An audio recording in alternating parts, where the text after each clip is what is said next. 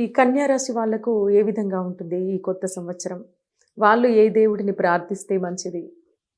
ఈ కన్యా రాశి వారికి ఈ సంవత్సరం పంచమాములో ఉన్నటువంటి చతుర్థ పంచమాధిపతి అయినటువంటి గురువు మే 1 నుంచి భాగ్యంలోకి వెళ్తున్నాడమ్మా.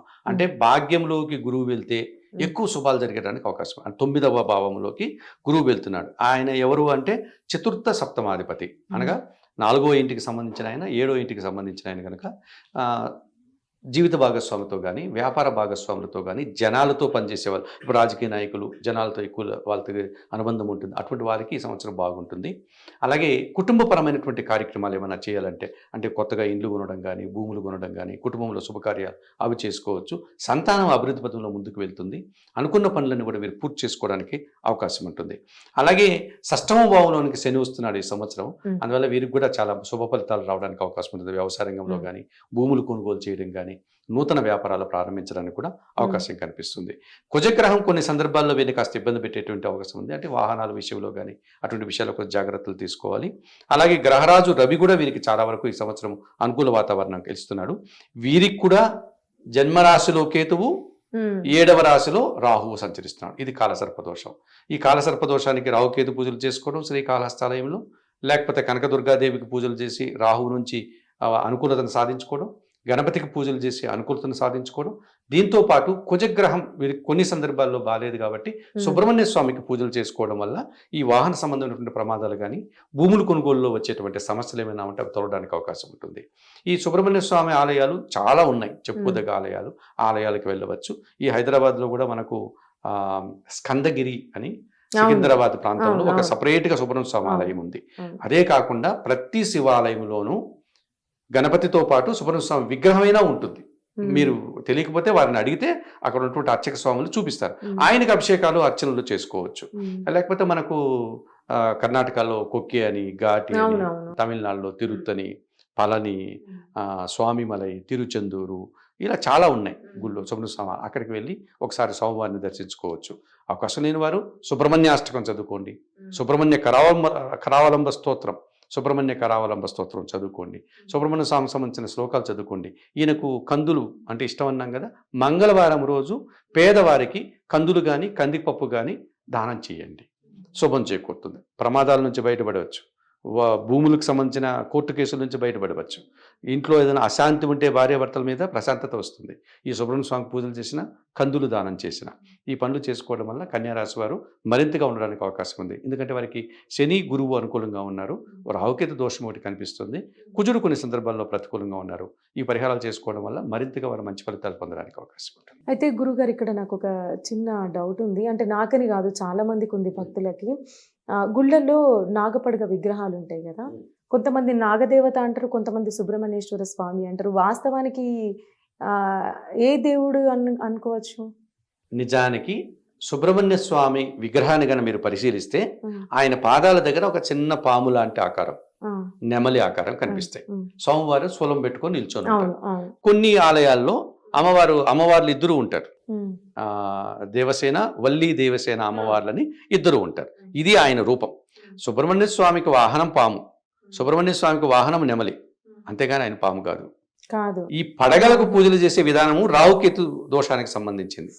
అయితే మన వాళ్ళు అర్చక స్వాములు వాటికి సంబంధించిన విషయాలు భక్తులకు సరిగా చెప్పక, భక్తులు సరిగదని అర్థం చేసుకోలేక, సుబ్రహ్మణ్య స్వామి అంటే మా దగ్గరకు వచ్చే వాళ్ళు కూడా కుజదోషం కనిపిస్తోందమ్మా అని భయపడద్దండి, వీళ్ళన్నిటికీ భయపడుతూ ఉంటారు. అది ప్రభావం అంతే, భయపడద్దండి.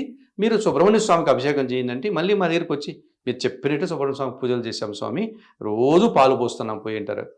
సుబ్రహ్మణ్య స్వామికి పాలు పోసారా అంటే, అదే స్వామి పుట్టలో పాలు పోసాం, మీరు అన్నట్టు ఆ పడగలకు పాలు పోసాం, ఆ నాగరాళ్ళు ఉంటాయి కదా వాటికి పూజామని చెప్తూ ఉంటారు. అది కాదమ్మా, అది సర్పదోషం. రాహుకేతు పూజలు చేసుకునే వాళ్ళు చేసేది. మీరు సుబ్రహ్మణ్య స్వామి ఉంటారమ్మా, ఆయన చక్కగా అమ్మవార్లు ఇద్దరు పెట్టుకొని, వల్లి దేవస, లేదా ఆయన ఒకరిగా ఉన్నా పర్లేదు, శూలం పెట్టుకొని నిల్చో. ఆయన కాళ్ళ దగ్గర ఎక్కడో చిన్న పాము బొమ్మ, నెమలు ఉంటుంది అంతే.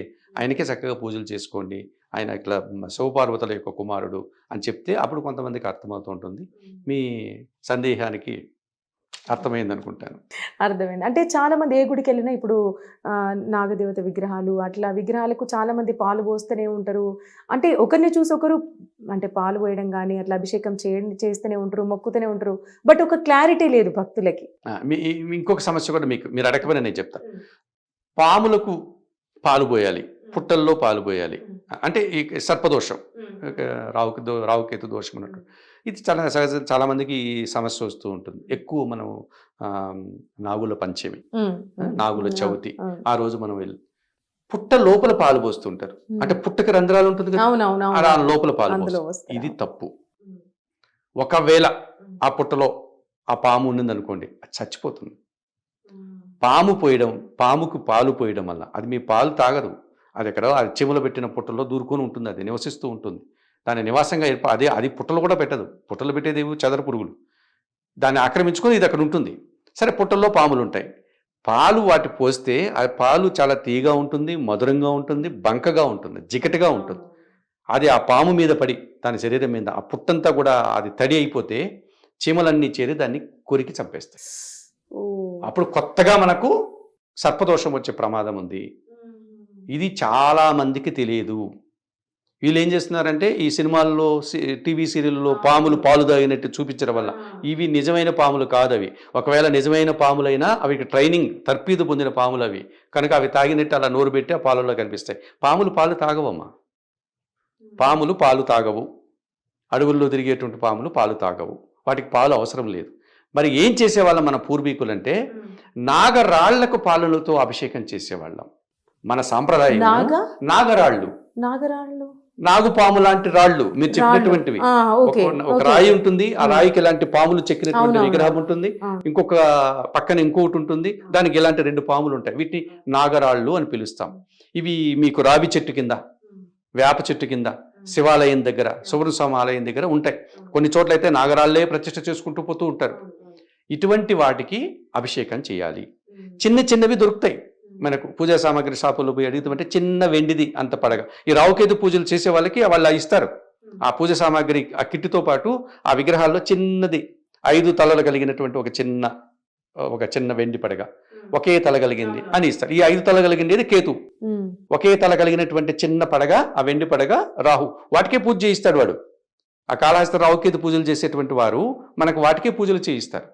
కనుక అలాంటి విగ్రహాలు, రాతితో పెద్ద పెద్ద విగ్రహాలు ఉంటాయి, ఆలయాల్లో ఉంటాయి. మనం కొత్తగా వాటిని స్థాపించాల్సిన పని లేదు. వాటికి వెళ్ళి మనం పాలాభిషేకం చేసి పూజలు చేసుకొని రావచ్చు. పుట్టల్లో పాలు పోయకూడదు. లేదు నేను పుట్ట దగ్గర పూజ చేసుకోవాలనుకుంటే మట్టి ప్రమిదలు ఉంటాయి కదా, ఆ ప్రమిదలు తీసుకెళ్లి పుట్ట దగ్గర పెట్టి అందులో పాలు పోసి పూజ చేసుకొని నమస్కరించుకోండి. ఏవో ఒకటి తాగుతాయి, ఆ పాలు తాగే జంతువులు, ఇతర జీవులు తాగుతాయి. అంతేగాని పుట్టల్లో ఉండేటువంటి రంధ్రాల్లో పాలు పోసి దాన్ని ఇబ్బంది పెట్టకండి. దీనివల్ల దోషం పోవడం కాదు కదా, కొత్త దోషం వచ్చే ప్రమాదం ఉంది. పైగా దానికి హాని జరుగుతుంది. ఇది ఆచరణ సాధ్యంగా ఆలోచించి కార్యక్రమాలు చేయాలి. అదే మీరు అన్నారు కదా, భగవంతుని నమ్మడం కాదు, ఎటుబడితే అటు నమ్మడం కాదు, ఎదుబడితే అది చేయడం కాదు. మనం దాన్ని అర్థం చేసుకుని తద్వారా వచ్చేటువంటి ఆ ఫలితాన్ని పొందాలి. పూజ చేసే విధానంలో కూడా మనం తప్పులు చేసుకుంటూ వెళ్ళి ఎదుటివారికి హాని చేసే విధంగా మనం ప్రవర్తించకూడదు. అది మన ప్రజాస్వామ్యం, హైందవ ధర్మం అది. సో ఈ విధంగా పాములకు పాలు పోసి తాపడం కంటే పాలతో అభిషేకం చేయడం, వేరే పాత్రలో పాలు పోసి వచ్చేయడం మంచిది.